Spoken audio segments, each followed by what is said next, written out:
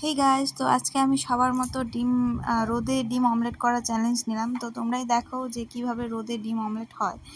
তো এই যে দেখতে পাচ্ছ থালাটা আমি আগে তেল হালকা ঘষে রোদে 2 ঘন্টার জন্য দিয়ে গেছিলাম। তো এসে দেখি থালাটা প্রচুর গরম হয়ে আছে। তো এখানে আমি চেক করার জন্য 1 ফোঁটা ডিম দিলাম।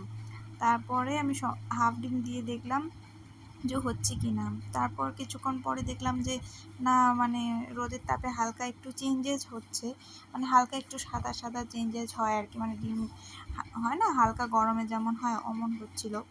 তো আমি পরে সম্পূর্ণ ডিমটাই দিয়ে দিই থালার মধ্যে। তো মানে লোকে যেভাবে দেখায় না যে ডিমের মানে থালাতে ঢালার সঙ্গে সঙ্গে অমলেট হয়ে যাচ্ছে বা ভাজা হয়ে যাচ্ছে, তো ওইভাবে ওই রকমটা হয় না। তো সবার হয়, আমি ভাবলাম আমারটা কেন হলো না, আমার ডিম তো যে কে সেই। তো হয়তো ওরা ওভেনে গরম করে এনে তারপর অমলেটটা করে, মানে রোদে এনে। তো আমার তো হলো না, তো আমি বুঝতে পারলাম যে ওইটা ওইভাবে হয় না। তো এখন কি করব, ডিমটা তো ঢেলে ফেলেছি। তো আমি ভাবলাম যে যেহেতু এত গরম, রোদে রেখে চলে যাই 2 ঘন্টার জন্য, তারপর এসে দেখি কি হয়।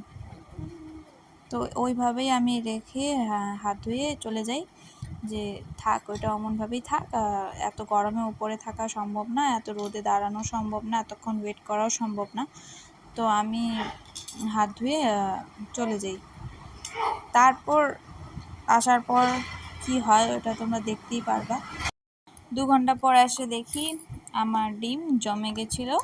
তো এইভাবে ডিমের অমলেটটা মানে হয়েছিল আমার রোদের তাপে, উপরটা এইভাবেই আর কি হয়ে গেছিলো। তো দেখতে পাচ্ছ মানে ভাজা ঠাজা কিছুই হয় না, শুধু মানে ওটা সেদ্ধ টাইপেরই বলতে পারো, যে মানে রোদের তাপে লেয়ারটা সেদ্ধ হয়ে গেছিলো। তো এই হচ্ছে আমার অমলেটের ভিডিও। তো তোমরা দেখে ট্রাই করতে পারো। আজকের মতো ভিডিওটা এখানেই শেষ করলাম। নেক্সট কোন চ্যালেঞ্জটা নিব তোমরা কমেন্ট করে জানিও। Thank you.